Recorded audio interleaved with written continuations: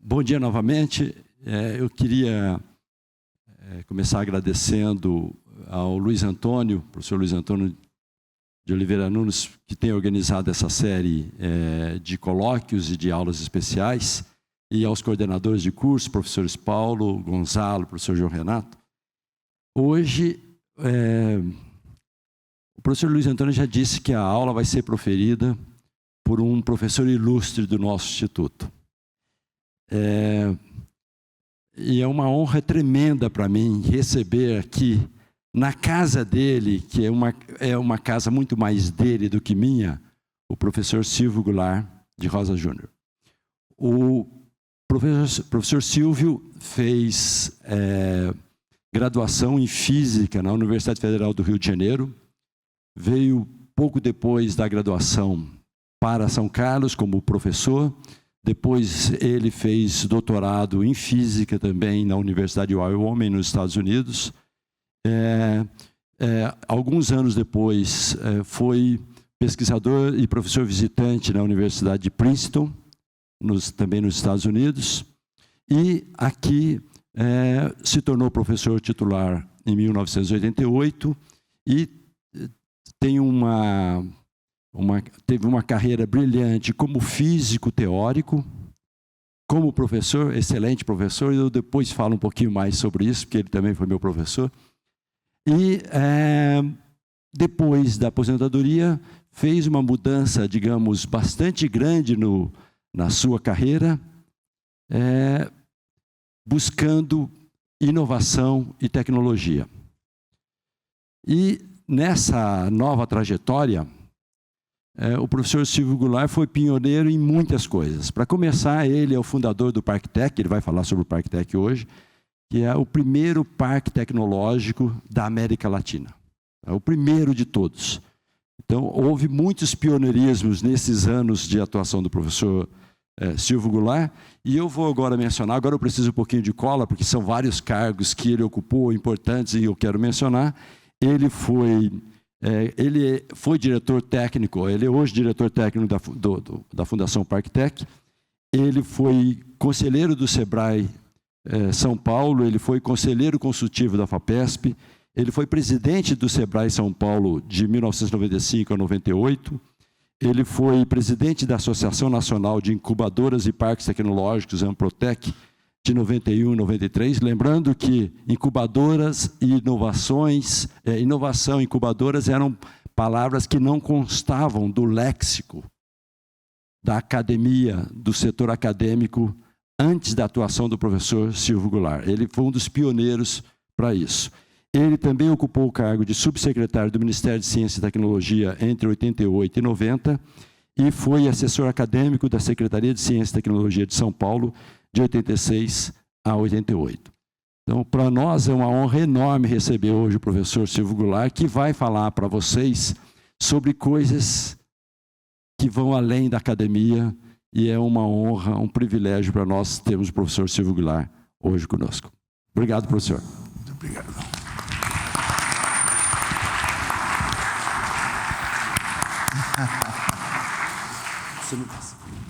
Bem, bom dia. Eu queria primeiro agradecer a gentileza desse convite de voltar à minha casa, não é?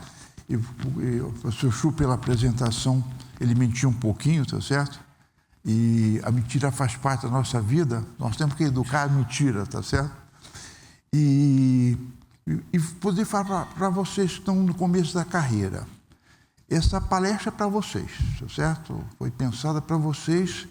E eu voltando meu tempo lá atrás no Rio de Janeiro, carioca, cheio das manias bonitas de carioca, cheio de xixi, quando eu voltei para cá, aquele sotaque carregado, bacana, até não esse sotaque caipira aqui do interior de São Paulo.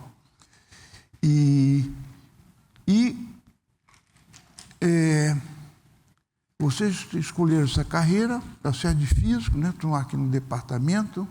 Quero falar um pouquinho sobre o Instituto, um pouco da história, vou voltar para lá e para cá. Como é que o Instituto impactou na sua construção, como ele foi não só modificando as pessoas, abrindo oportunidade, no caso meu e todos os meus colegas que estão aqui, as melhores oportunidades profissionais foram todas, nós tivemos acesso a essa oportunidade de conviver com gente espetacular, ir em lugares espetaculares, universidades, centros de pesquisa. A vida nossa profissional também, nós somos blindados com essas oportunidades que vocês são parte agora. Vocês estão no início da carreira, vocês são um patrimônio da sociedade. Queria parabenizar também a família de vocês pelo apoio que ela deu para vocês escolherem, os professores que vocês tiveram na escola secundária que motivaram vocês a escolherem a carreira científica, né? Ou no cursinho que estimulou, o apoio todos vocês receberam. Então, quem que é o Instituto? O Instituto aqui, vocês veem aqui, é resultado de muitos anos de trabalho, de envolvimento, de dedicação e de competência e de investimento público do Estado de São Paulo, principalmente das agências de fomento, a FAPERP, o CNPq, a CAPES, né? E a história de São Carlos, né? É a escola no Rio de Janeiro, antes de ser a Universidade Federal do Rio de Janeiro, era a Universidade do Brasil. Naquele tempo só tinha 2 programas de bacharelado de física, que era aqui lá no Rio, como estava mencionando, que virou a Universidade Federal, e a USP aqui. E por que nós cariocas, certo, viemos aqui nos perder aqui nos sertões de Araraquara? Porque a USP foi a primeira universidade do Brasil a ter tempo integral e dedicação exclusiva. E tinha escola de engenharia, a USP, no pós-guerra, começou a fazer um esforço de interiorização do Estado, tinha a capital, né, a USP na capital, que era a fusão também em 1934, né, a USP está celebrando 90 anos agora, que está entre as 100 melhores universidades do Brasil. Esse nome abre chave para vocês no futuro profissional muito grande. Estar numa universidade de prestígio igual a USP é uma vantagem competitiva muito grande. Se você estivesse fazendo um curso, talvez até melhor que aqui, mas na Universidade de Arapiraca, a Universidade de Arapiraca é um nome que não abre porta nenhuma quase, a não ser lá no interior de Paraíba, tá certo?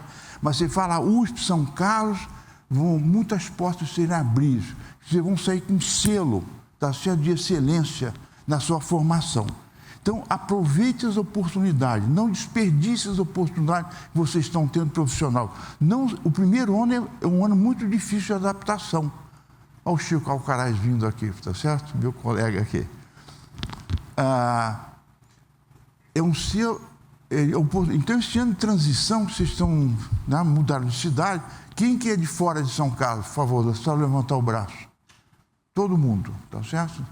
Quem é de São Carlos? Poxa, tem bastante, parabéns, tá certo? Então, vem morar fora, vai para a República, um lugar complicado, né? Os veteranos vão estimular vocês a fazer coisas que não são as melhores, né? Então, e fundamental não sair do perfil agora. Esse ano é o primeiro ano de transição, vocês têm responsabilidade sozinhos, longe dos pais, tá certo? Vocês têm que tomar decisões diárias, cotidianas. Eu não quero ser moralista, só estou falando assim, não saia do perfil. Não saia do perfil. Seja bom aluno, não ande com vagabundo, não ande com vira-lata, tá certo? O sucesso tem 3 coisas. Não ter ideia burra, nem vira-lata. Não vai lugar de vira-lata ou lugar ruim. Fuja e não ande com gente ruim. Vocês estão em um ambiente que só tem gente boa, tá certo? Então, fuja do cara ruim, cara que não gosta de estudar, que vai gozar de você, que você tem prova amanhã e você quer estudar, o cara está atrapalhando. Esse cara é má companhia. Afasta esse camarada. Afasta de mim, pai, esse cálice, tá certo? É veneno puro. Invista em você. Aproveita a oportunidade. Aproveita a oportunidade. Tem excelentes professores. Todos os professores daqui têm um passado profissional espetacular. E os professores marcam vocês, tá certo? Para melhor. Então, aproveite esse ambiente ultra estimulante. Aqui vai desde física experimental e física aplicada até física teórica. O Chico Alcaraz aqui, tá certo? Que é meu colega que trabalha em sistemas solúveis, exatamente solúveis, é o extremo da física teórica. Eu também sou de física teórica. Então, você tem um espectro amplo de você se entusiasmar por alguma carreira. Visite os laboratórios. Vocês têm uma biblioteca monumental. Isso é produto de muito investimento de escolhas, livros escolhidos. Aproveite. Aproveite. Seja egoísta, pensa o melhor para você. Segundo o criador da Embraer, tá certo? Ele fala, pensar pequeno e pensar grande é o mesmo custo. Então você fala o seguinte, vou pensar grande, querer o melhor para você. Então já falei muito de vocês, vou prosseguir aqui na conversa, tá certo? Então o Instituto, como eu tinha falado anteriormente, é resultado de um esforço monumental. Então quando nós viemos para cá, eu me lembro, quando o Sérgio e a Ivone, que são os criadores aqui, pioneiros, e por que São Carlos deu certo? Porque a opção naquele momento, isso é pós-guerra, né? Pós-Segunda Guerra Mundial. A física de matéria condensada não era uma área muito prestigiada naquele tempo, aqui no Brasil pelo menos. O que era importante era a física nuclear, né? Segunda Guerra Mundial, a invenção da bomba atômica, né? Reação em cadeia controlada. Então, era o charme de todos os lugares. E lá no Rio de Janeiro tinha os pioneiros que vieram para cá, o professor Bernard Gross, que era o Instituto Nacional de Tecnologia, e o Joaquim Costa Ribeiro. E eles faziam física, naquele tempo era estado sólido, hoje é matéria condensada, experimental. Isso, na minha faculdade, era olhado como uma coisa não tão importante, não tão charmosa. Mas esse grupo do Sérgio e Ivone estava ligado a esse grupo de filhos. Então, o que eles trabalhavam naquela época? Coisas bem simples, né, que podiam ser feitas em laboratório. Trabalhavam com cristais halogênicos alcalinos, como o sal de cozinha, em que tem uma estrutura muito simples e que você pode crescer esses cristais no laboratório e ver os defeitos que esses cristais tinham e estudar os campos cristalinos. Então, você poder crescer a amostra que você vai estudar era fundamental, porque antes você tinha que obter as amostras fora do Brasil. Quem tem a amostra, você tem um objeto que você vai estudar, as descobertas você que vai fazer. Então, fazer as amostras, você podia dopar aquelas amostras como você queria, estudar os defeitos cristalinos que tinham naquele cristal e você poder fazer avanço, descobrir, entender aquele... Então, fazer física experimental em matéria condensada, que era relativamente barato, não dependia de grandes instrumentos, grandes equipamentos, era uma física compatível com o que o Brasil podia suportar. O CNPq foi criado como um esforço. Olha só, no pós-guerra, o almirante Álvaro Alberto, que é o nome do submarino nuclear que o Brasil está construindo, ele percebeu a importância da ciência e tecnologia para o esforço de guerra e para a vitória dos aliados contra o nazismo. Então, ele foi o criador, ele era amigo do Getúlio Vargas, que na época, né, foi o criador do CNPq. Então, que o Brasil tinha que ter uma entidade de fomento que promovesse formação de recursos humanos, e aí foi criada a Bolsa de Iniciação Científica, que é uma coisa pioneira no Brasil, que vocês, bons alunos, com boas notas, podem procurar. Tem uma fartura de bolsa de iniciação científica aqui, da CAPES, CNPq, da FAPESP. E professor adora aluno bom. Os bons alunos aqui vão ser disputados a tapa pelos professores. Porque aluno bom trabalha, motiva, não sai do ferro, é entusiasmado, dá ânimo. Professor, tá certo? É igual a estrutura, vamos fazer aqui, um esqueleto. Tem o osso que produz o sangue. E o sangue oxigena, tá certo, todo o sistema. Nós somos na medula. Então, vocês são o sangue que irriga o sistema. E os professores fazem parte da estrutura que produz o sangue, você entendeu? Então, o professor adora, precisa de um aluno motivado, que trabalha, que estuda, que questiona, que pede, que incomoda. Então, sejam chatos, mas sejam bons alunos. Fundamental. Isso é o começo da carreira. Ter boas notas. Eu fui coordenador de pós-graduação, você tem que examinar currículo, fazer uma pequena entrevista. Eu me lembro de ter entrevistado o Luiz aqui, né?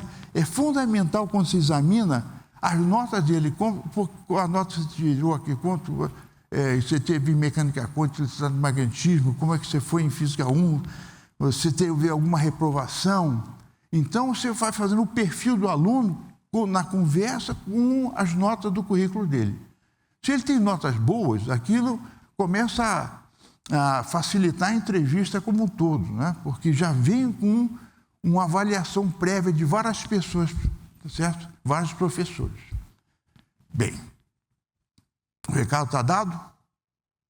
Falei a verdade? Falei a mentira? Ninguém duvida que eu estou falando? Físico duvida de tudo. Nós duvidamos de tudo. A dúvida é fundamental para o cientista. Só é duvidar com o método científico inventado por Galileu. Então, nós estamos patrocinados pelos gênios, né? Então, educar a dúvida é fundamental. Você eliminar as coisas periféricas e ficar com a essência da dúvida. Então, eu convido vocês a duvidarem se eu estou falando a verdade. Estou certo? Você está duvidando de mim? Duvide! Tá bom. Tá certo? Então, agora falar um pouquinho do Instituto. Então, eu estava voltando, então a conversa vai para frente, vai para trás. Então, ele foi sendo construído no esforço de fazer física competitiva em matéria e em física experimental, né? Os teóricos vieram um pouco depois. Competitiva, a ideia era publicar fora, em artigos fora, porque aquilo era uma maneira de você competir com os outros, com um critério de valor dos outros fora.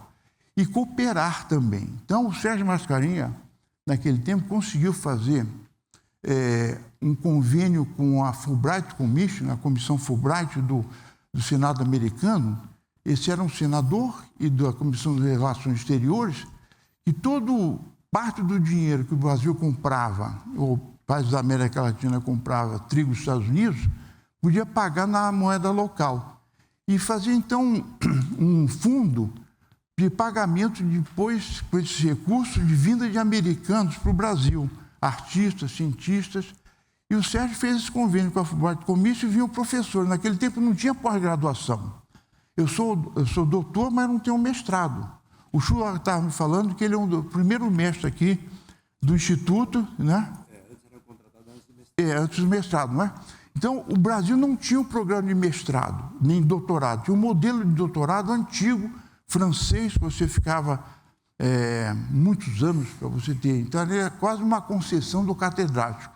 Esse modelo de formação mais acelerado, para você ter volume, modelo americano, você entra na graduação, na pós-graduação, você faz cursos, o exame lá de qualificação, e depois a tese ou a dissertação, e você ganha um título, né? Para você apressar a formação de recurso humano qualificado, porque esses recursos humanos qualificados, nós físicos, somos importantes não só na academia, mas também nos laboratórios de pesquisa dos órgãos de governo, por exemplo, nas agências de, por exemplo, da Anvisa, um órgão que contrata pesquisadores, mas também nas empresas. Ter físico trabalhando em laboratório de empresa, vou dar um exemplo aqui, a Bell Lab dos Estados Unidos, que seria o tipo de uma telefônica, uma companhia de telefonia, ela tinha um laboratório famosíssimo, né? Que tinha prêmios Nobel. Por exemplo, a descoberta, a invenção do transistor foi feita por 3 pesquisadores no laboratório da Bell. Eles ganharam o prêmio Nobel, né? Por isso aí. Todo quem está vivendo hoje essa revolução da microeletrônica tem origem lá no laboratório de uma empresa. E ela vivia, tá certo, da inovação tecnológica para melhorar os serviços que ela prestava. Então, ter físico trabalhando em empresa é uma coisa antiga que o mundo inteiro faz, e inclusive aqui no Brasil está começando agora com algum vigor. E não precisa ser uma empresa grande, que eu vou aqui falar, tá certo, mais para frente. Pode ser uma empresa pequena, né? Um que eles chamam de startup, ou deep tech, tem vários nomes. Antigamente é empresa de base tecnológica, né? Então, os físicos também criam empresas. E a primeira empresa incubada no Brasil foi uma empresa que saiu daqui de dentro. Saiu da física aqui, é a optoeletrônica, criada por 2 professores, o Jaba Caiado de Castro e o Milton Ferreira de Souza, que foi o criador, né, do Parque Tech. Eu fui, de certa maneira, cofundador com ele, né? Milton era uma pessoa interessantíssima, foi também um carioca que veio na primeira leva para cá, com o Sérgio Mascarenhas e a Ivone. Então, ele criou, ele e o Jaba, e 3 técnicos da oficina de ótica de precisão, que era o Djalma Quinalha, Maurici e o Zé Gordo, que eu não sei o nome deles, ele era conhecido pelo apelido Zé Gordo e Écio. Então, 3 técnicos, 2 professores criaram a primeira empresa. E eu sei que, por exemplo, o professor Banhato, que tem um grupo de ótica, com os alunos dele, criaram mais de 20 empresas. Então, o departamento aqui, o Instituto, tem uma tradição muito forte, não só fazer física teórica de um lado, física experimental, mas também no desdobramento dessa física experimental, ter aplicações fora, importantíssimas, e enriquece a sociedade. Então, a ciência, não existe ciência inútil nem inocente. A ciência é um instrumento de poder. A gente está vivendo um período agora, muito claro, não é? Em que você tem uma hegemonia muito grande que está chamado do Atlântico Norte, que é a Europa e os Estados Unidos, né? E esse poder econômico, científico, cultural, militar, ele é fortemente baseado em ciência e tecnologia, né?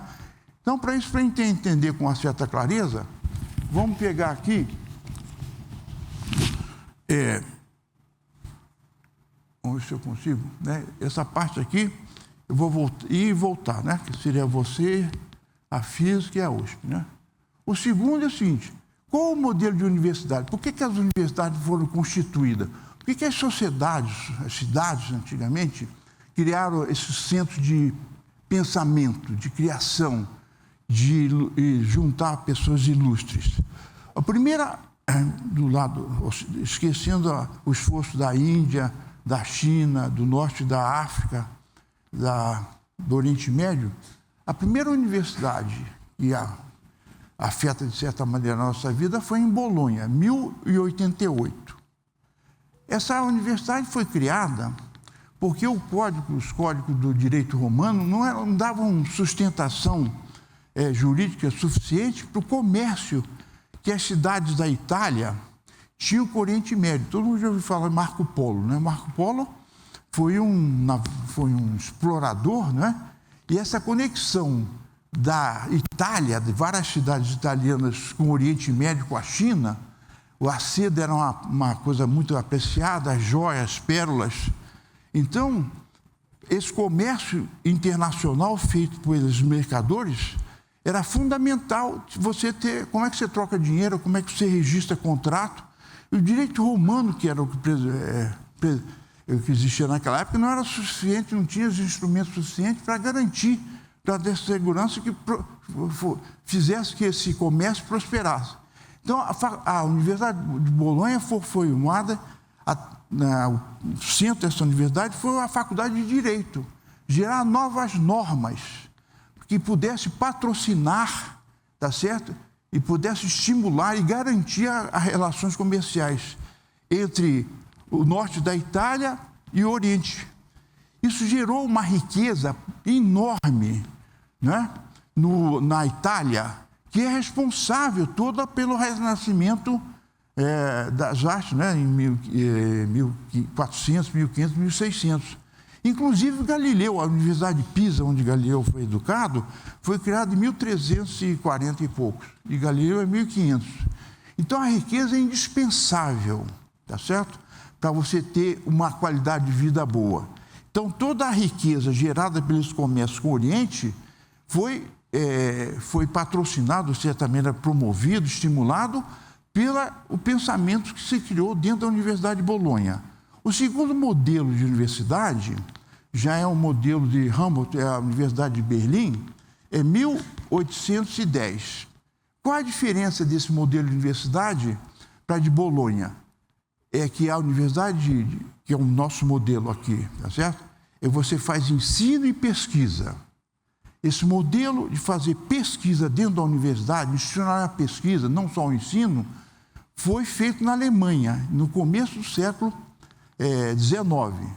Esse modelo foi copiado no resto da Alemanha, e vocês vão ver que a física hoje que nós estamos fazendo aqui tem as raízes, está certo, nesse modelo de universidade. Ele prospera, se espalha para a Europa toda e é transferido também para os Estados Unidos. As universidades americanas mais antigas, Eles, na verdade, eram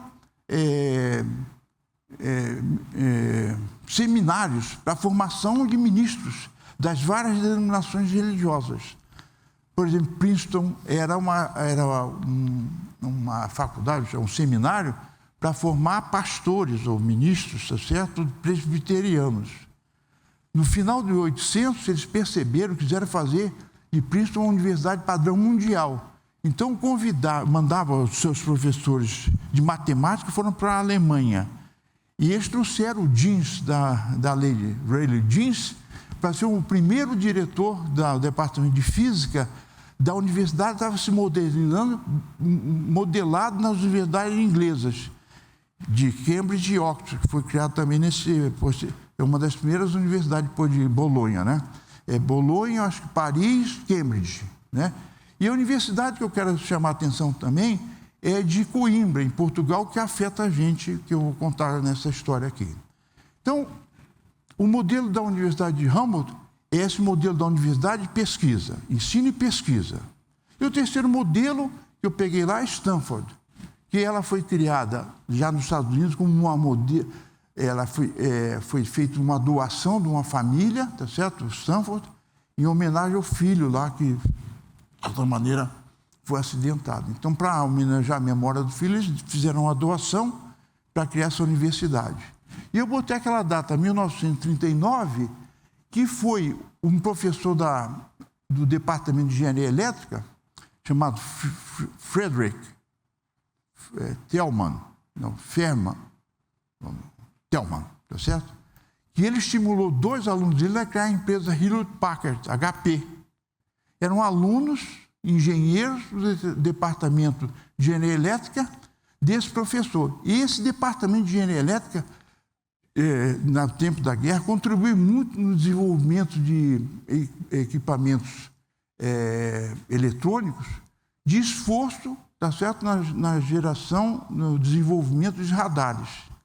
Então, Cranston, que a gente usa, é uma válvula geradora de micro-ondas, que a gente usa no micro-ondas que vocês têm aí para esquentar a comida, né, na República de vocês, é uma invenção do Departamento de Engenharia Elétrica, tá certo, da Universidade de Stanford. Então, esse modelo que você faz pesquisa, ensino, pesquisa e transferência desse conhecimento, assistida desse conhecimento com seus alunos e seus professores para a criação de empresa do lado da universidade. Essa empresa, a Hewlett-Packard, se instalou começou numa garagem, mas instalou em seguida num terreno da universidade. Então, a universidade moderna hoje é a universidade empreendedora. Ela treina e capacita a gente através da pesquisa, e parte dessa pesquisa que tem impacto econômico direto, ele sai, tá certo? Não só o título, patente, mas sai com gente empresário. E aqui a gente tem feito isso, né? Vários alunos, que eu já citei o caso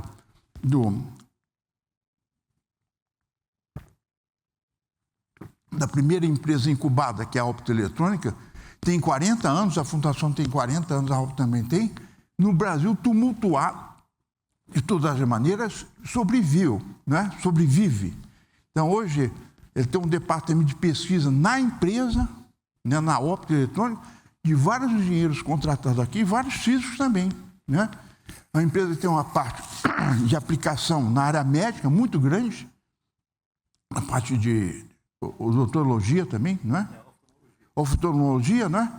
E tem uma parte de segurança, uma parte militar. O Brasil tem necessidade de desenvolver tecnologia apropriada para resolver nossos problemas. Ninguém está interessado no Brasil, nos problemas do Brasil. Então, a solução dos nossos problemas, nós já vamos resolver. E o papel dos físicos é fundamental em ter uma comunidade de físicos bem treinados, motivados e que queiram ficar ricos.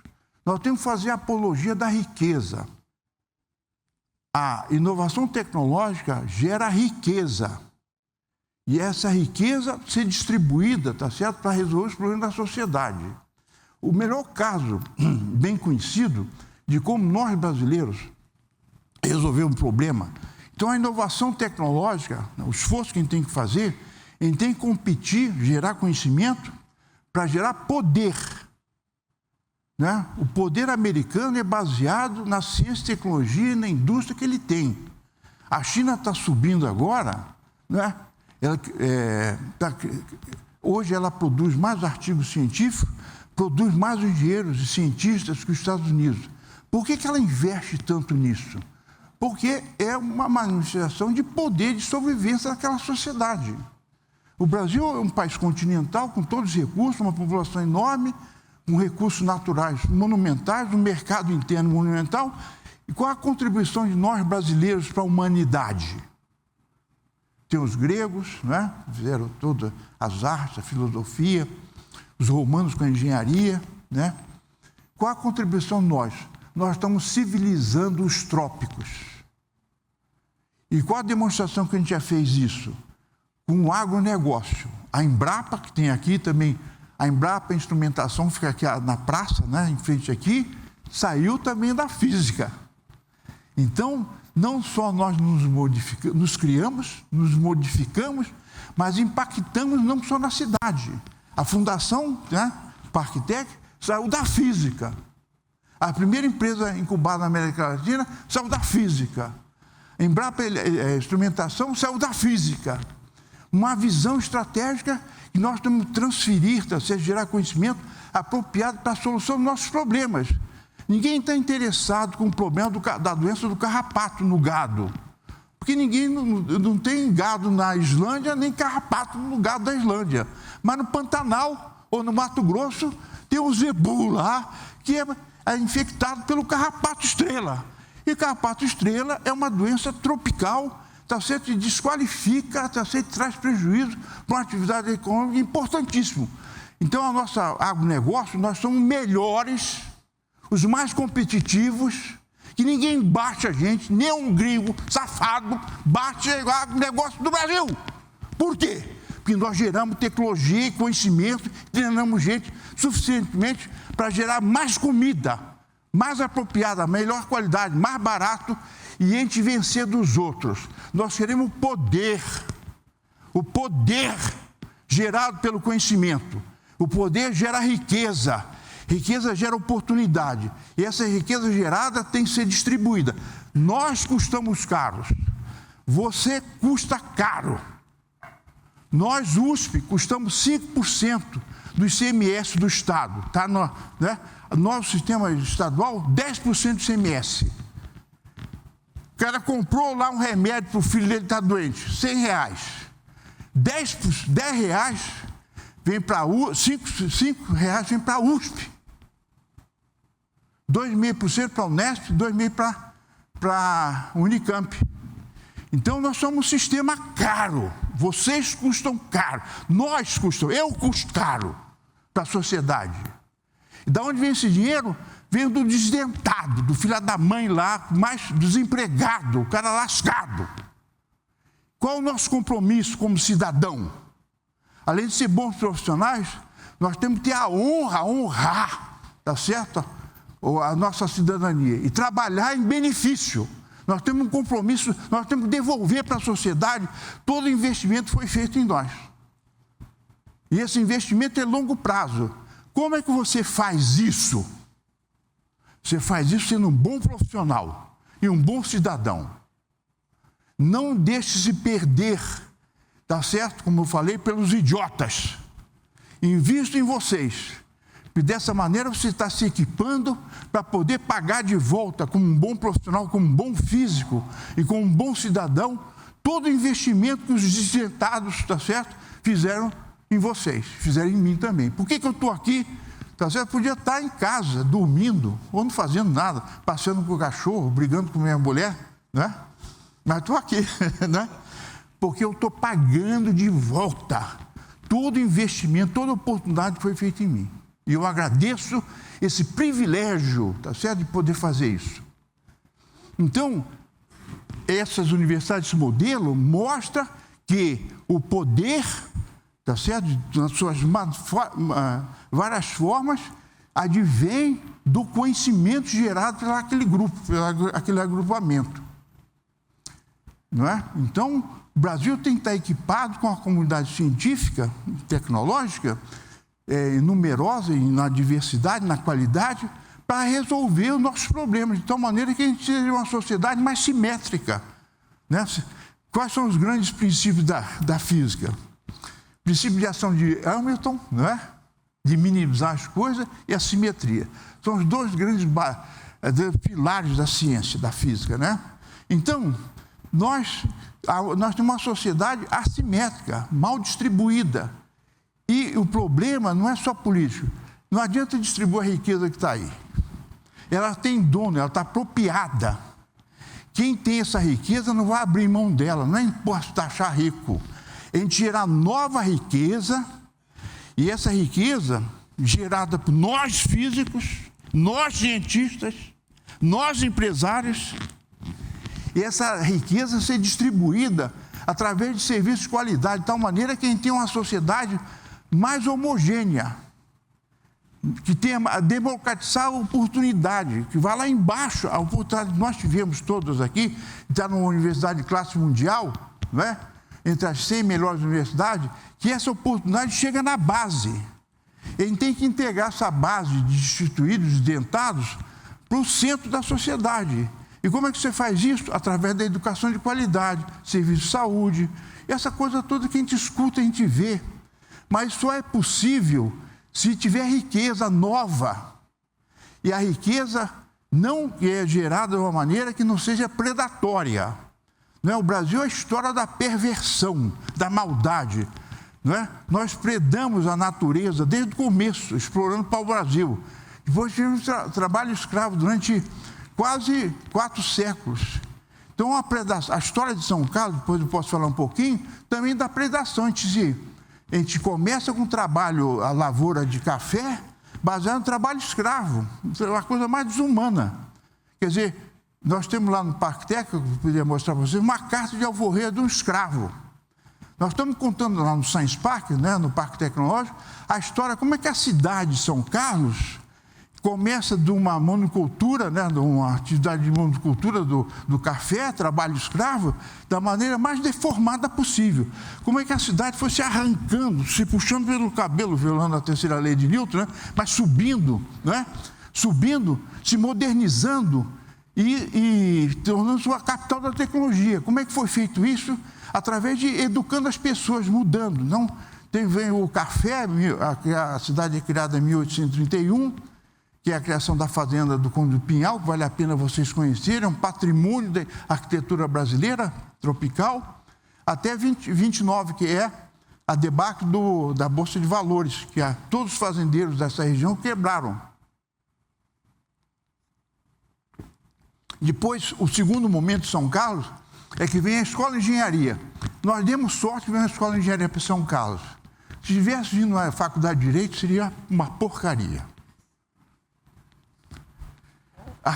Advogado não serve para nada, só para atrapalhar a sua vida. Mas lá, estou falando aqui. Obrigado. Está vendo? Físico tem contradição.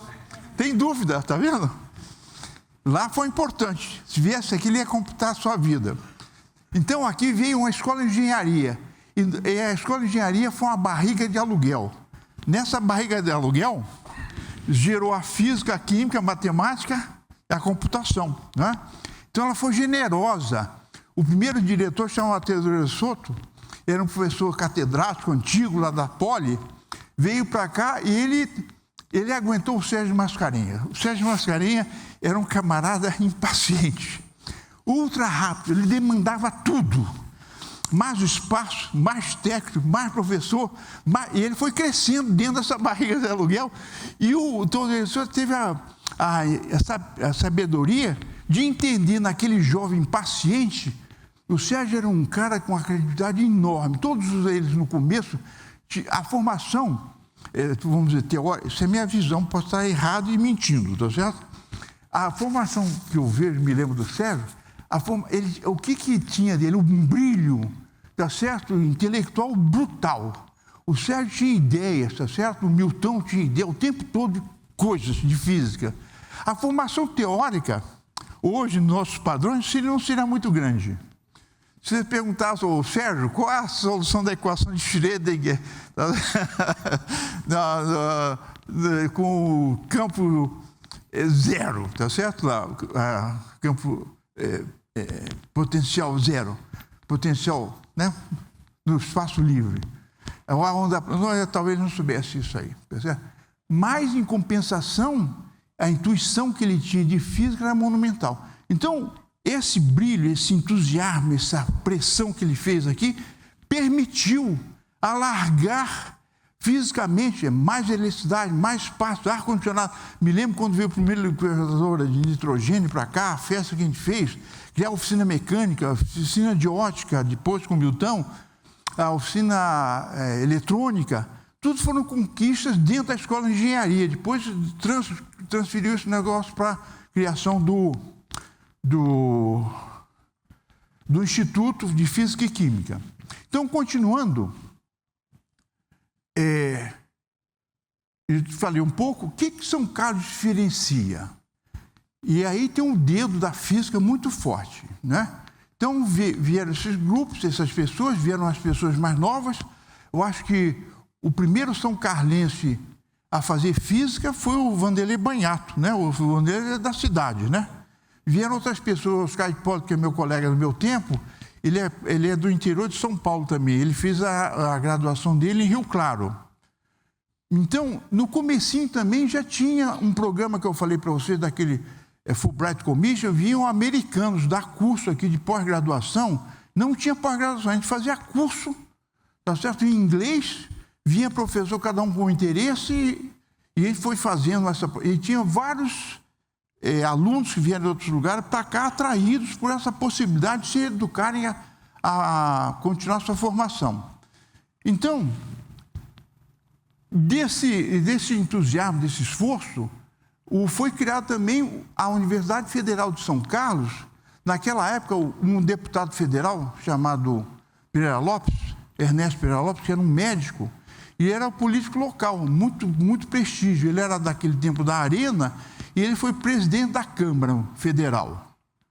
E ele teve acesso, na época, ao presidente, a esse regime militar. E a primeira Universidade Federal do Estado de São Paulo veio para onde?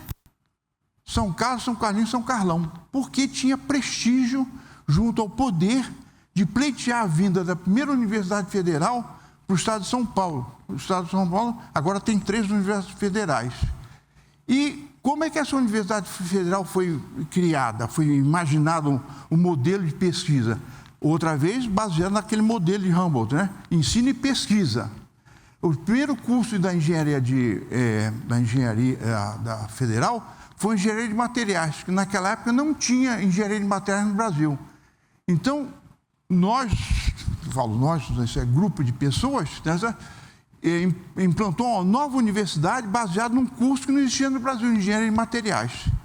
E esse comportamento lá na Federal, então todo o modelo de desenvolvimento da Federal foi baseado na inovação na engenharia, na nova modalidade de engenharia, né? Então, tem a Embrapa, também Embrapa, tem 2 Embrapas em São Carlos. Tem Embrapa, estou me adiantando um pouco aqui, tem a Embrapa Pecuária do Sudeste, fica perto da Federal, tem aqui através da praça que é instrumentação. Também nasceu dentro da física. E é entendimento, né, por jovens físicos daqui, Silvio Crestana, vamos ver que tem, Paulo Gruvinel, você é desse grupo lá de Barretos, né? Que veio para cá. Então, o Sérgio Maçã estimulou o uso de técnicas de física em pesquisa para a agricultura. Esse é um dos melhores centros de pesquisa da Embrapa. A Embrapa tem 40 e poucos centros de pesquisa no Brasil, 2 deles estão em São Carlos. Então, essa densidade, né, de entidade de ensino e pesquisa e extensão, vamos chamar assim, 2 universidades de classe mundial, 2 centros da Embrapa, né? Nós temos uma prefeitura que tem a primeira Secretaria Municipal de Ciência e Tecnologia, criada pelo Sr. Tundiz da Federal, que é um cientista também, especialista em águas tropicais, espetacular. Se tiver a oportunidade com o Tundiz, vocês vão ver uma pessoa também o tempo todo falando de coisas, se tem ideias, tem empresa que foi incubada lá no ParkTech, né? Você faz pesquisa básica, treina a gente, todo mundo, todo especialista em água tropical, de certa maneira, foram criados pelo laboratório do professor Tundiz, dele, a mulher dele na Federal, aqui na USP, e ele tem um centro aqui na represa do Broa, né? Tem mais agora a FATEC, a Faculdade de Tecnologia, tem o Instituto Federal de Ciência e Tecnologia, tem a Unicep, que é uma faculdade particular, mas ali contrata e recruta muitos professores ou recém-doutores, formados na USP e na Federal. Aí tem o Senai, então ele tem que perder o preconceito do trabalho manual. No Brasil é o seguinte, tem até um samba, né? Que branco não carrega nem embrulho. Nós temos um preconceito sobre o trabalho manual. Branco pensa, isso vem da escravidão, certo? Nós temos que repudiar essa formação distorcida, perniciosa e altamente prejudicial, né? Então, no Brasil, o cara fazia escola técnica, contrário da Alemanha, era uma coisa que filho de rico não faz.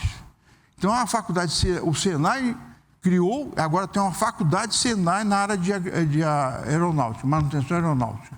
O Senac é de comércio e a FATEC, como falei, é a Faculdade do Estado de São Paulo. O que distingue São Carlos, por causa desse esforço dos últimos 70 anos? Uma alta concentração de talentos altamente qualificados. Quem fez isso foi o professor Varela, da Química. Tem um pesquisador para cada 100 habitantes. E a Prefeitura fez um levantamento, tem uma empresa de tecnologia, uma startup, para cada 1.000 habitantes. Então, tem cerca de 250 empresas aqui, vivas, funcionando. E isso faz uma concentração altamente, tá certo? Grande, como Israel, que eles dizem, você tem um livro até publicado, Israel, a nação das startups, né? Por que Israel, tá certo? Hoje nós temos até uma empresa lá no Science Park que é Israel. O Waze foi inventado em Israel. E várias coisas foram feitas. Porque Israel tem um mercado interno muito pequeno, toda empresa que é criada lá pelas suas faculdades, né, tem que vislumbrar um mercado externo, conquistar. O Brasil, ao contrário, nós temos um mercadaço interno que tem que ser desenvolvido. Então, gera oportunidade para aplicações de várias naturezas, aplicação para vocês, tá certo? Como é que eu estou ainda no tempo, doutora? Então,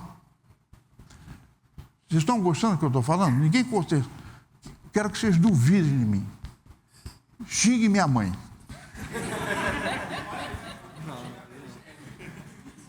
Ele é bonzinho. Qual é o seu nome? João Pedro. João Pedro. Então, João Pedro é educadíssimo. Isso tem vantagens competitivas, viu? Nem sempre, viu? Então, esses são casos, um modelo, um exemplo, um laboratório para o Brasil. O Brasil não vagabundo. Nós não somos vira-lata, como disse Nelson Rodrigues. Nós não somos um país de vira-lata, de medrosos, de covardes.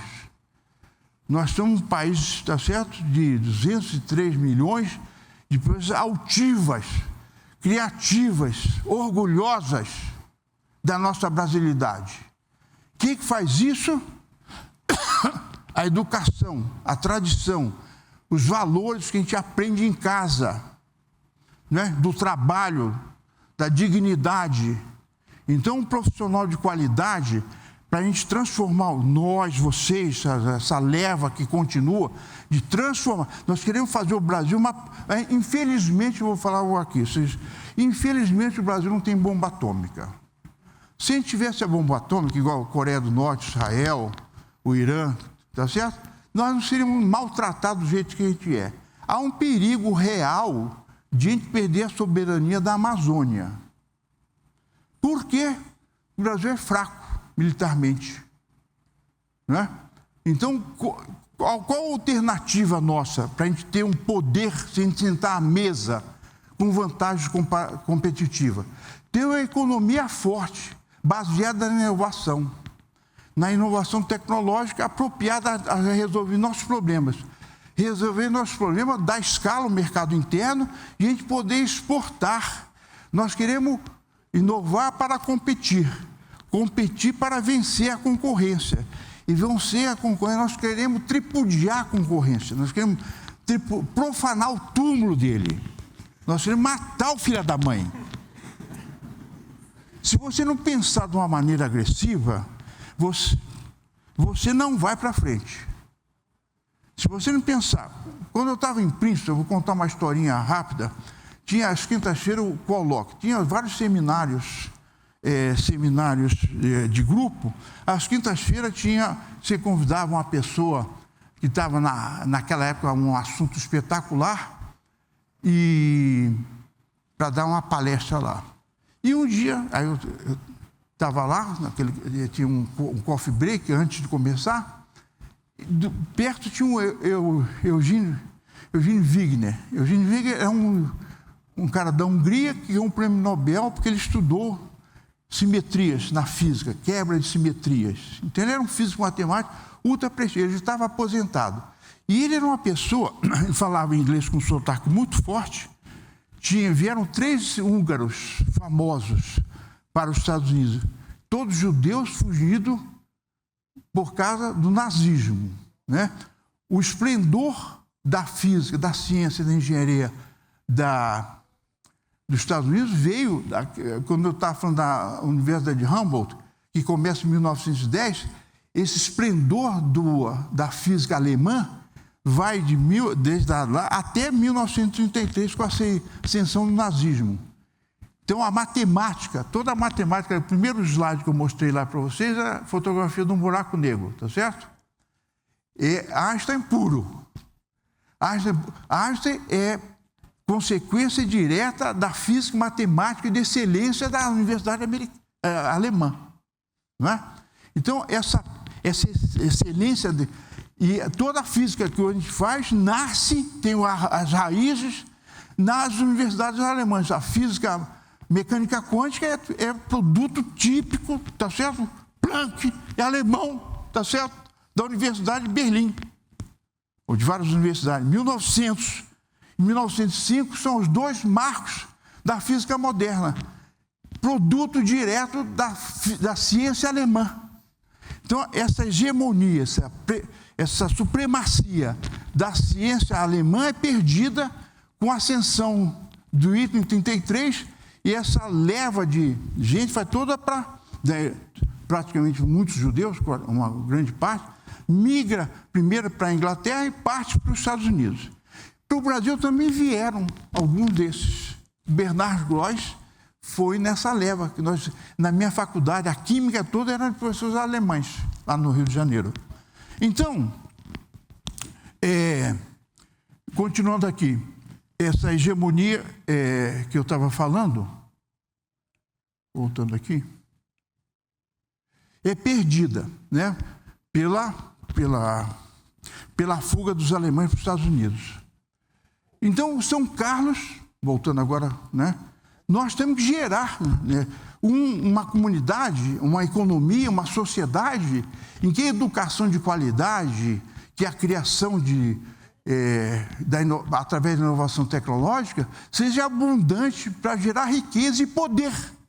Para o Brasil, de certa maneira, poder negociar no Conselho de Outras Nações, os BRICS, por exemplo, que ascendem agora politicamente.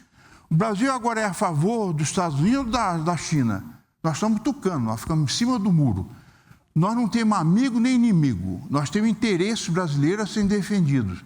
Nós pensamos no bem-estar da nossa população, na integralidade, no patrimônio, né, que a natureza nos deu, na integralidade do território, que eu estava falando da perda, né, como o Brasil não tem poder militar, na ambição declarada, documentada, tem sobre a Amazônia.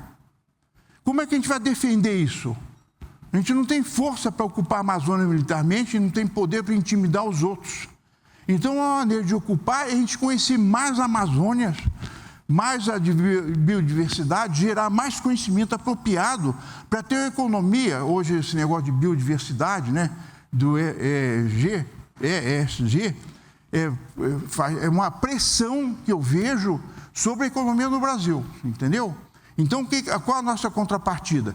Gerar conhecimento, tá certo? Em quantidade e em volume. Então, essa ascensão da China, que eu estava voltando agora, então começa a haver uma perda da hegemonia, da supremacia. Ela é demorada. Se você for à Inglaterra, e na Inglaterra ainda, em Londres, tem manifestações até hoje do Império Britânico, né? Que ele foi perdido na Primeira Guerra Mundial. Mas eles ainda se sentem, tá certo? Ainda com o poder que eles já tiveram uma vez. Mas eles têm um padrão de qualidade muito grande, né? Mesmo não tendo a hegemonia, né? Como já tiveram no passado. Então está havendo um momento agora de transferência ou de aparecimento de outros polos, tá certo, de poder. E esse poder ele se manifesta de todas as maneiras, né?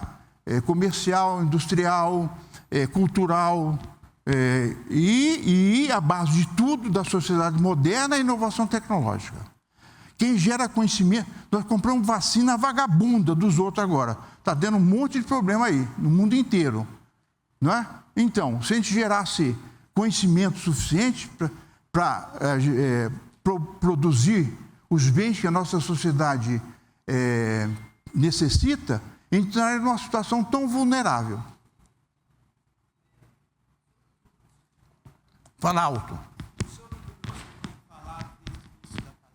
Sim. Uma coisa que eu gostaria de introduzir. Obrigado. Sim.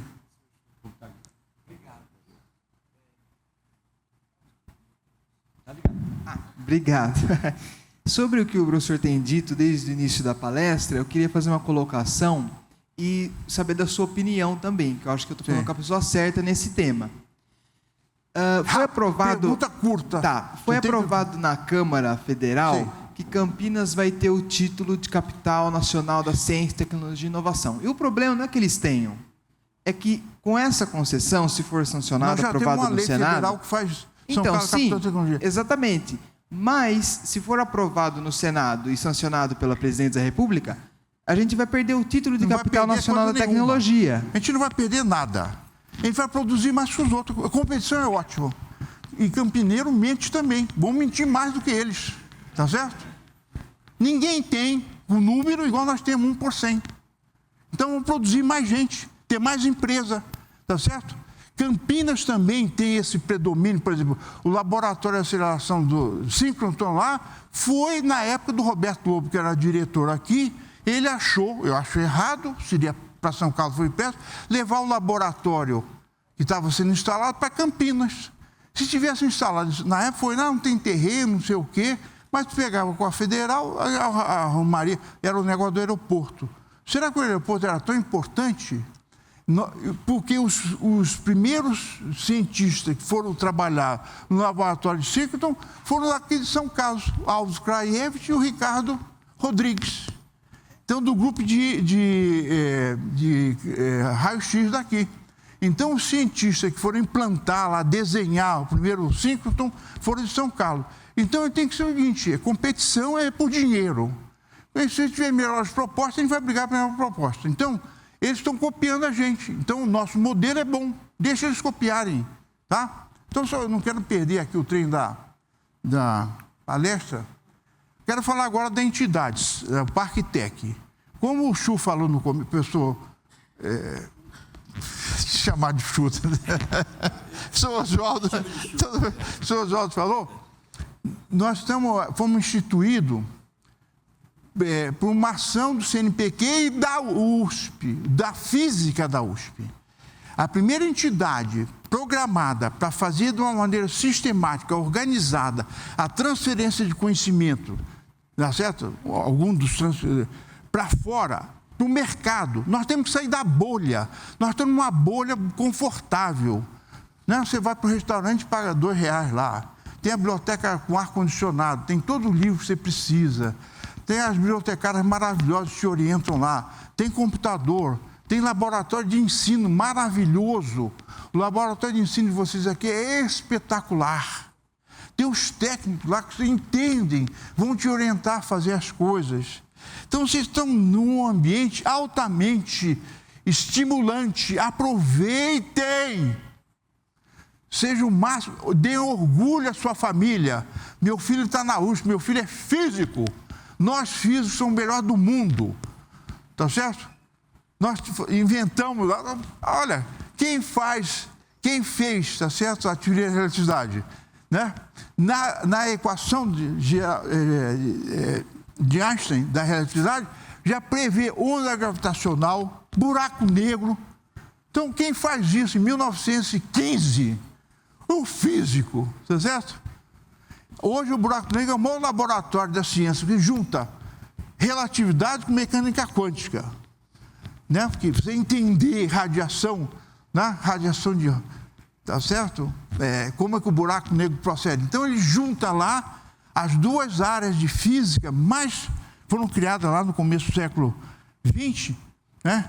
As duas áreas fundamentais. Então, o maior laboratório dos físicos hoje, das ciências, onde nós temos grande dificuldade de entender, a fronteira da física, é entender uma teoria que junte, seus sonhos do Einstein, junte, né, uma teoria super, juntasse todos os conhecimentos num conjunto de equações, tá?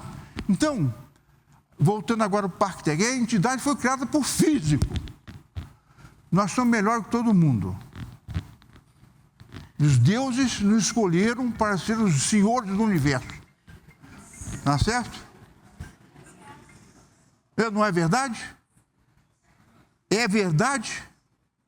Quem não pensar assim está lascado. Então vou jogar uma praga.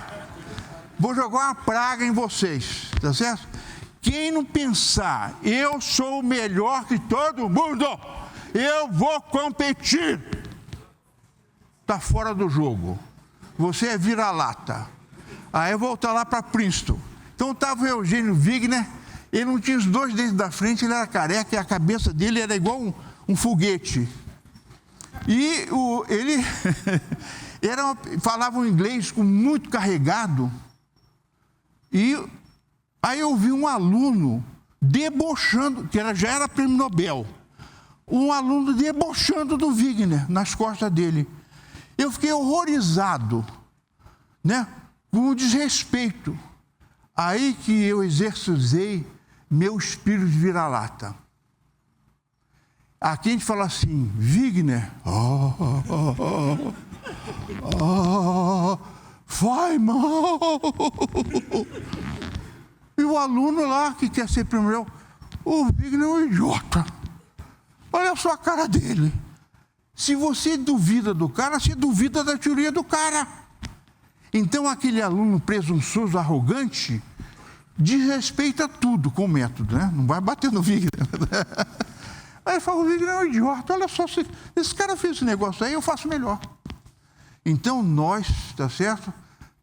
Somos arrogantes por uma necessidade de sobrevivência. Arrogantes intelectualmente. Tá bom? Concorda comigo? Vai praticar arrogância educada?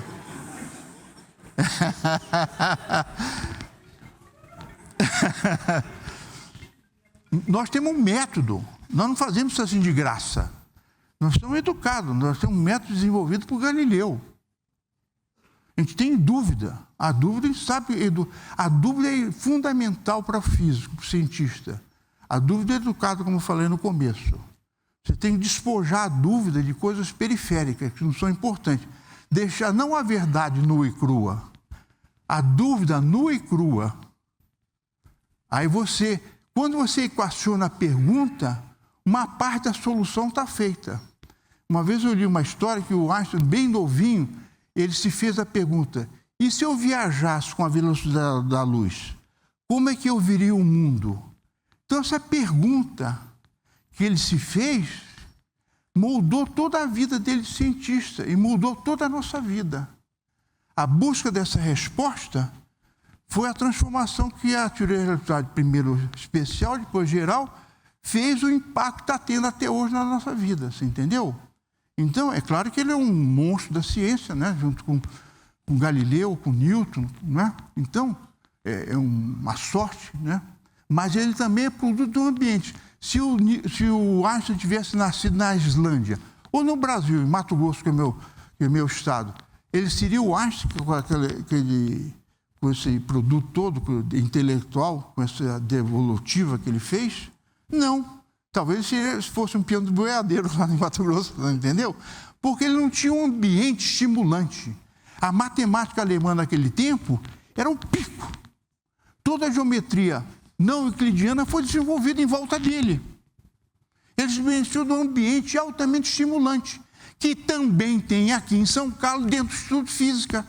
Não daquele tipo, tá certo? Mas de outras áreas. E vocês estão convivendo, vocês têm que ter olhar, é certo? Igual o mineiro, olhando assim, desconfiado.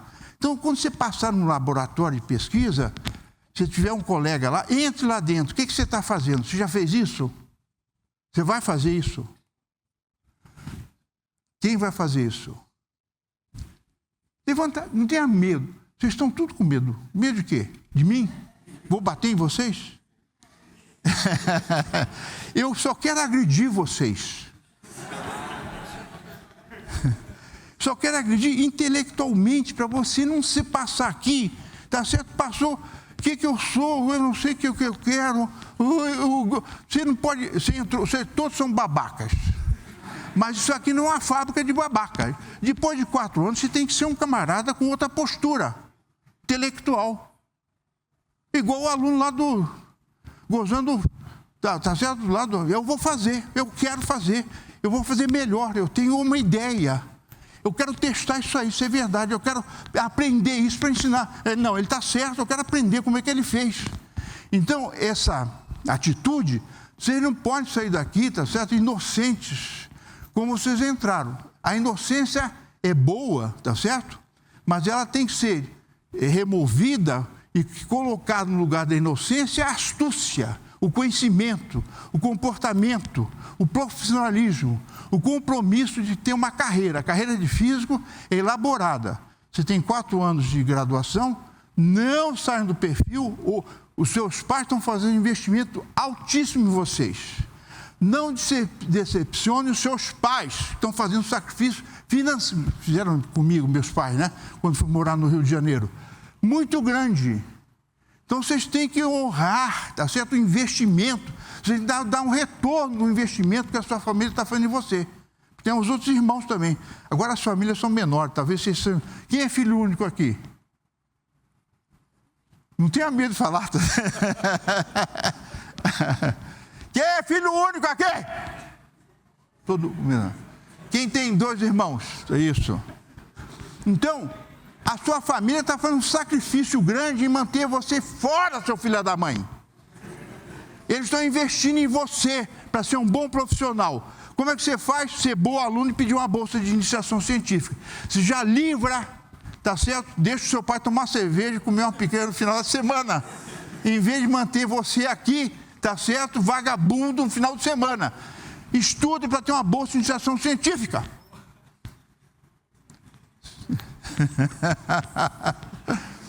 Vocês nunca vão esquecer de mim.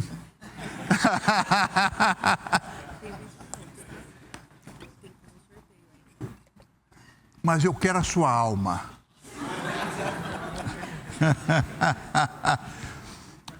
Uma vez eu estava num congresso de física na Alemanha, perto de Colônia, Altenberg. Nós, como físicos, temos o privilégio de conhecer o mundo inteiro, ter amigos no mundo inteiro. Aí tinha um monastério beneditino, e tinha uma catedral gótica, tinha um órgão, foi a tocata e fuga de Bach, trouxeram um organista especial para tocar para a gente, eram uns 30, 40, e nós ficávamos dentro desse, que era um monastério, formava padre, na cela, né, que ele virou um centro de reuniões, de convenções, ele ficava na cela. E no final, ele trabalhava durante o dia, no final do dia ele descia a adega lá, e a gente enchia a cara de cerveja e vinho alemão lá, e discutindo física. Sabe qual o dizer dos beneditinos? Ora que labora, reze e trabalhe. Aqui nós rezamos, o que a gente reza? Física. A gente pensa em física e trabalha em física. Então, vocês têm essa oportunidade, honra seu pai, sua mãe, seus irmãos, seus avós estão investindo em vocês. Dê o primeiro retorno ao investidor de vocês, sua família. Dê orgulho a eles. Estou certo? O que me fez a pergunta lá para mim, qual é o seu nome? Do Capital Tecnologia. Gustavo? Gustavo, estou certo? Ele fez a primeira pergunta. Do que eu estou falando, você duvida? Ele tem que duvidar. Discorda? Fez muito bem. Agora eduque sua dúvida, sua discordância. Se ela for burra, eu rejeito. Se ela for inteligente, eu vou responder. Mas depois, tá? Então é assim. Tchaca-tchaca na buchaca. Tá certo? Física é uma ciência experimental. Você faz a melhor teoria do mundo. Não bateu com a realidade experimental, descarta a física, a teoria. Vai para outra. Ela é limitada. Ela só consegue explicar um conjunto de experiências, de realizações. Ela não consegue explicar tudo. As duas teorias que estão aqui são ultratestadas. Mecânica quântica já passou por tudo quanto é teste. Está lá soberba. Relatividade geral, está lá soberba. Ela passou por todos os testes até agora. Então ela está forte. Física não é igual a matemática, a nossa linguagem, né? Então, dando quantidade. O ParkTech também foi criado pela USP, pela física. Então, nós interagimos com a sociedade, nós devolvemos para a sociedade. É importante quem tem uma consciência social, que esse investimento é um investimento, nós somos muito caros, como falei, tá certo? Eu estou há 60 anos na USP. Se eu fosse nascer de novo, eu queria ser físico e trabalhar na USP. Eu tive a melhor vida do mundo, maravilhosa, tá certo? Porque físico, né, como eu já falei para vocês, são físicos também, nós temos uma vida maravilhosa. E a USP é uma universidade de prestígio internacional. Tempo integral, você ficava o tempo todo, às vezes com uma dúvida, pé para cima lá, pensando, ia ter que dar aula para aqueles filhos da mãe agora, estão me atrapalhando, mas ia lá, dava aula, corrigir prova, detestava corrigir prova. Então, nós temos que devolver para a sociedade isso. Uma maneira, quando eu quis fazer o concurso para professor titular, a USP exigia ensino, pesquisa e prestação de serviço à comunidade. Eu falei, que eu, como físico teórico, como é que eu vou prestar serviço à comunidade? O que eu sei fazer que poderia pagar de volta? Aí o Milton, tá certo, tinha criado a fundação em 84. Eu prestei concurso em 88, né? Falei, vou lá trabalhar lá com o Milton, né? Era o Milton da física, eu, e um professor da engenharia, o João Lirani.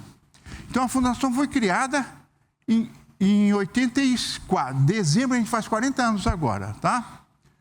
Aí, em 2 de janeiro de 85, foi criada a Optoeletrônica. Uma empresa que saiu também da física, já falei várias vezes, né? Aí nós fomos nos armando, né?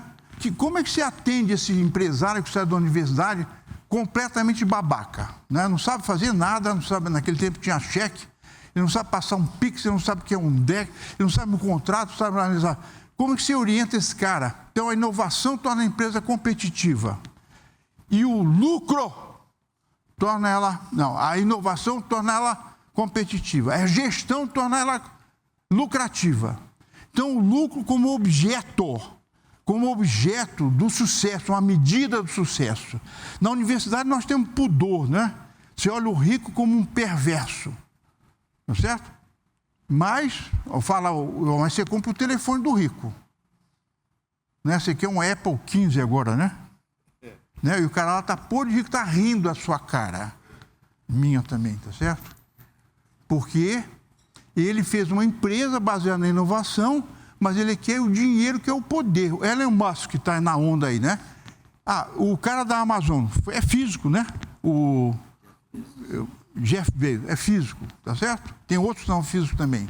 Então a fundação montou uma rede de incubadoras, montou uma escola de negócio, treinar e capacitar o cara a gerir o negócio.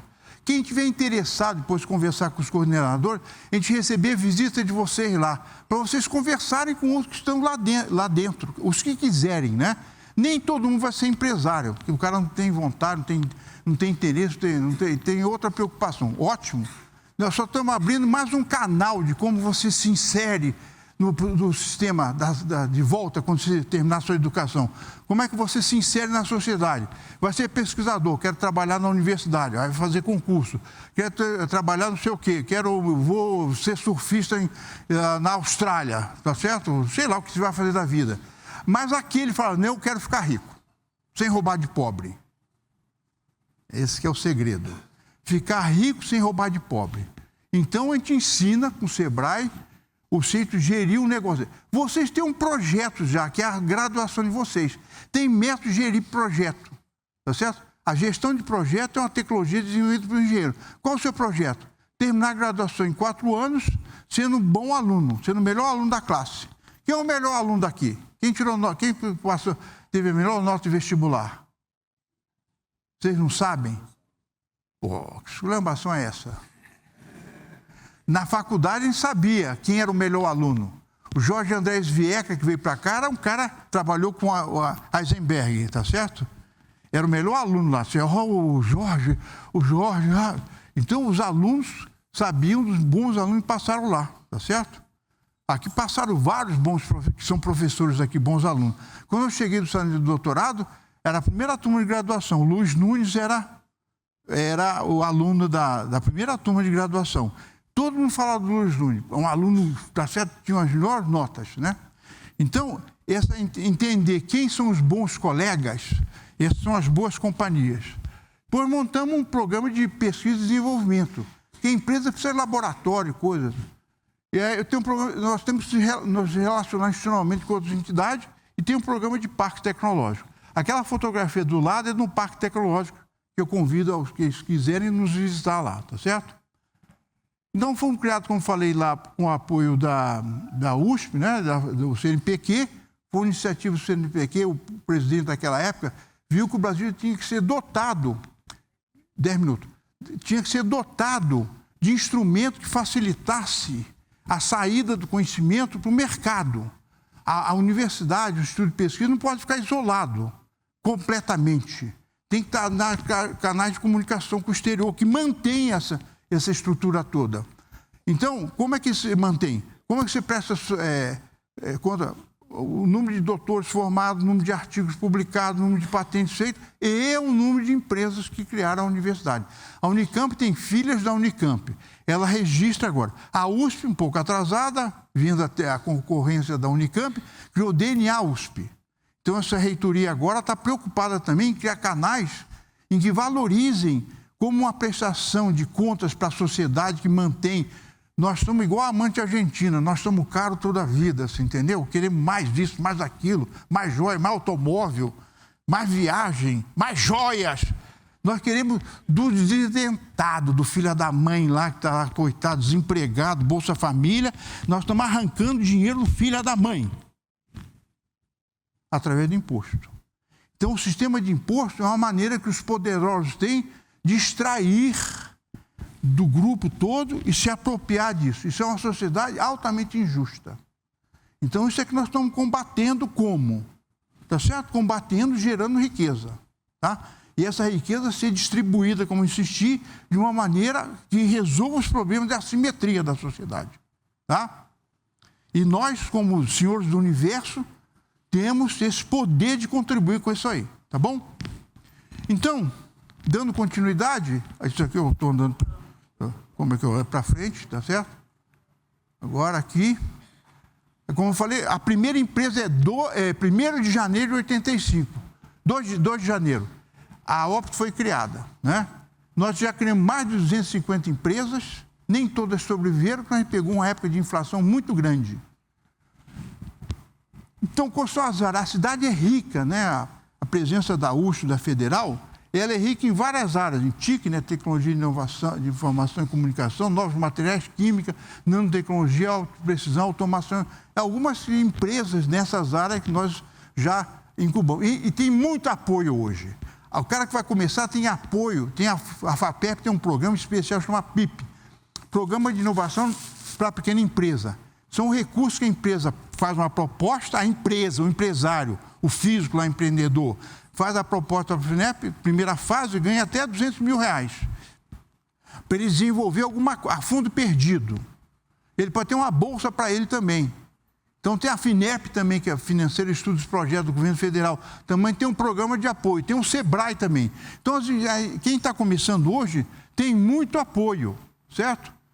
E a Fundação, então, para atender essa missão, executar essa missão com elegância, se cercou, né, de vários... Aqui são as fases que a gente atua, na pré-incubação, e você está até a ideia, está validando a ideia dele. Então, tem método de fazer isso, para diminuir a perda. O fracasso deixa o outro fracassar, né? O americano fala, eu fracassei 3 vezes, agora minha empresa é vitoriosa. Ótimo, nós queremos ser vitoriosos na primeira tentativa. O brasileiro não aceita a derrota. O brasileiro é 5 vezes campeão mundial, né, de futebol. Quantas vezes nós estamos em segundo lugar? Vice. Quem sabe aí? Quantas vezes o Brasil foi vice em futebol? Ninguém sabe. Nós só sabemos quando ele foi 5 vezes campeão.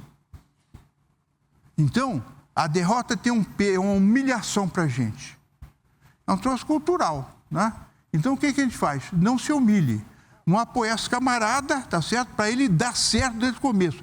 Dar certo desde o começo é ensinamento, boas práticas da gestão. A gestão torna a empresa lucrativa. O lucro, nós temos uma sociedade democrática e capitalista. Democrático, império da lei. Capitalismo é o seguinte, queremos que todo mundo fique rico. Então, o discurso da riqueza, que é o que os outros fizeram, vão continuar fazendo, né? Então, a gente apoia a empresa em todas essas áreas aí. Então, quem tem laboratório de vários materiais de química, mecânica de precisão, prototipagem rápida, nós fomos equipando de tal maneira que a empresa use disso aí, quando ela está incubada. Estamos cercados de parceiros. Isso a gente não consegue fazer sozinho, nem vocês, né? Então, vocês têm que aqui uma oportunidade de vocês fazerem contatos, amizades, né? E elas vão ser duradouras, algumas dessas contatos duradouros, na sua carreira toda, na sua vida profissional toda. Não é verdade? Então, é isso aí. Então, você escolhe os bons companheiros, bom companheiro. Da máfia, por exemplo. Bom companheiro da máfia, né? Boa companhia, né? Então, tem a USP, a UFSCar, a Unesp, a Embrapa, o Ciesp,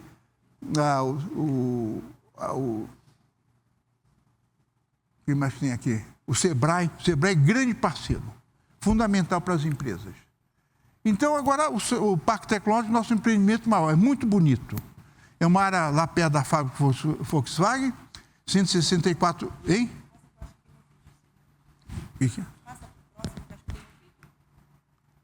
Aqui, ó. Como é que faz agora? Não. Eu vou voltar, É para passar um vídeo para mostrar lá, estamos investindo beleza. O Instituto de Estudos Avançados de Princeton, no emblema dele tem beleza e verdade. Truth and Beauty. Tá certo? Tá, então nós estamos investindo na beleza, no bem-estar, né? Então você vai lá, tem pavão, tem 30 pavões soltos, área de lazer, de convivência, né? Tudo arborizado, igual um campus universitário bonito, certo? De bem-estar, que você possa ter sua empresa abrigada lá e ganhar dinheiro para pagar a gente. Então, lá você vai ganhar dinheiro, nós vamos explorar você, tá certo? Vamos ensinar você a ficar rico e você pagar a gente, tá? Nós queremos ter filho rico, de uma maneira que a gente possa explorar os filhos da mãe de volta, tá certo? Não é? É isso, né? Quando vocês ficarem ricos, vocês vão dar bons presentes, boas oportunidades para os pais de vocês. Tem uma casa de veraneio, levar passeio na Europa, não é isso? Tem que ficar rico! Opa! Quem quer ficar rico aqui? Ah, tá bom. Tem rico em ideia, rico em experiência, rico em recursos mesmo, você entendeu? Então, parte de ficar rico, tá certo? Ter uma empresa de base tecnológica, você consegue exercitar todas essas coisas. Então, o Science Park é isso aí. É um lugar que está sendo construído já, nós ganhamos essa terra em 94 e estamos desenvolvendo esse pedaço aí de muito bem-estar, né? Você não quer sair de lá porque é bom você ficar lá. É tranquilo, é criativo, tem infraestrutura de qualidade para a empresa, né? Isso aqui é o refeitório nosso. Vocês foram lá, a gente faz dependendo da hora do dia, a gente faz um coffee break lá bom, você entendeu? Né? Tem que ser fora da hora do almoço lá para casa das empresas. Ou final da tarde ou começo da manhã, né? A gente mostra lá, aí vocês vão ver as oportunidades que algum de vocês, em parceria ou não, tá certo, possam ter. Então, fica uma oportunidade. Eu não estou querendo conduzir você nessa direção. Só dizer que existe um canal, mais um canal, tá certo? De oportunidade para você como profissional. Tão honrada e tão boa quanto outra qualquer. Então, isso aqui eu copiei de alguma coisa, é o seguinte, isso serve para qualquer... Estude enquanto o vagabundo está dormindo e você está trabalhando, você vai vencer dele, você entendeu? Você vai ser melhor do que ele. Então, você vai ser reprovado. Merecidamente, porque você não estudou bastante. Mas você fala, eu não quero isso para mim. Você trabalha enquanto eles estão se divertindo, bebendo lá caipirinha, no Tusca, lá todo mundo bêbado, tudo vagabundo, bêbado, não vai dar nada a isso. Tá certo? Não vai dar nada, não vai dar... Só uma experiência talvez até ruim para você. Enquanto o cara está se divertindo de uma maneira errada, você está trabalhando. Eu tenho um projeto, eu quero ir para Princeton, quero fazer doutorado em Princeton, quero ir para Harvard, quero ir para MIT, aqui nós temos convênio com outras universidades, você pode terminar, tinha com a escola normal, não é? Oi? A gente tinha convênio. Agora não tem mais. Mas você pode fazer uma bolsa sanduíche, né? Na mestrado ou graduação. Então, como é que acabou aqui? Hein? Tá. Então, aqui, eu passando... Não, aqui para frente. É isso aqui que eu estava... Lute enquanto descanse. A vida da gente é uma vida, você vai ter desafio o tempo todo. Então, a natureza é assim.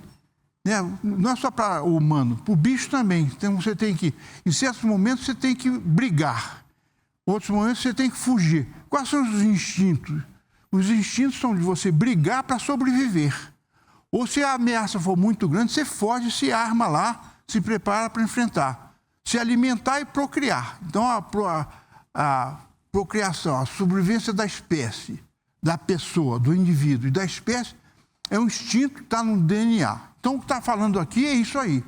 Você tem que sobreviver num ambiente que está mudando muito rapidamente. Como é que vai ser a nossa economia, o nosso país daqui a poucos anos? Quais são as oportunidades profissionais que você tem? Ninguém pode responder isso. Ninguém sabe responder porque a mudança é muito rápida e imprevisível. E como é que você sobrevive nesse tumulto, nessa tempestade? Como é que é seu barquinho o melhor que você vai construir? Então, você investindo em você, tendo orgulho do que você está fazendo, tendo preparo, você vai vencer qualquer coisa que apareça. Porque o mundo a gente não consegue. Como é que vai ser a profissão? As profissões vão morrer, existem agora, vão desaparecer. Tem a inteligência artificial que está mudando tudo rapidamente.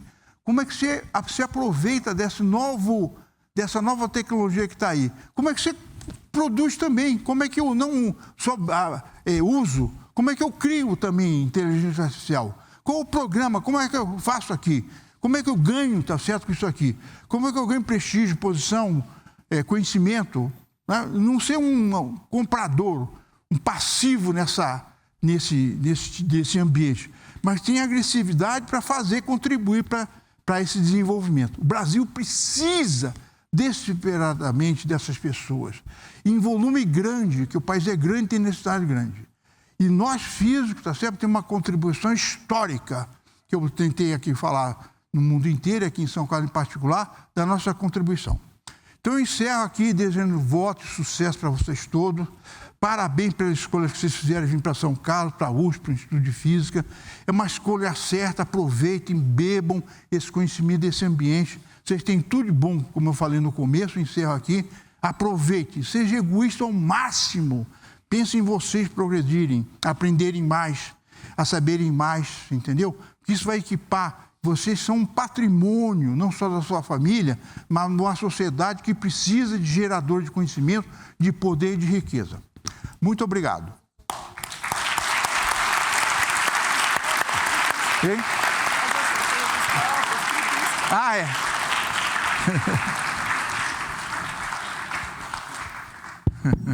Nós vamos agora, muitíssimo obrigado, Silvio. Nós vamos agora passar para a sessão de perguntas, para vocês perguntarem, mas antes disso, eu queria, em nome do Instituto de Física de São Carlos, é um privilégio. Eu vou entregar essa lembrança ao professor Silvio como diretor, mas na verdade, mas também como ex-aluno, fui aluno do professor Silvio de Termodinâmica, Física e Estatística na pós-graduação. E o professor Silvio teve um papel muito importante na minha vida, não só como aluno, mas também como profissional. Eu já o agradeci muitas vezes, há décadas que eu venho agradecendo, e esta é mais uma oportunidade de eu fazer esse agradecimento, com o privilégio de poder te dar esse mimo, como você vê aqui, o símbolo do nosso Instituto com os pioneiros, e com os seguintes dizeres. Ao professor Silvio Goulart Rosa Júnior, nossos agradecimentos pelas contribuições ao Instituto de Física de São Carlos, da USP, à tecnologia de São Carlos e do Brasil. Muito obrigado. Muito obrigado, Silvio. Muito obrigado. É só uma lembrança, só uma lembrança. Muito obrigado.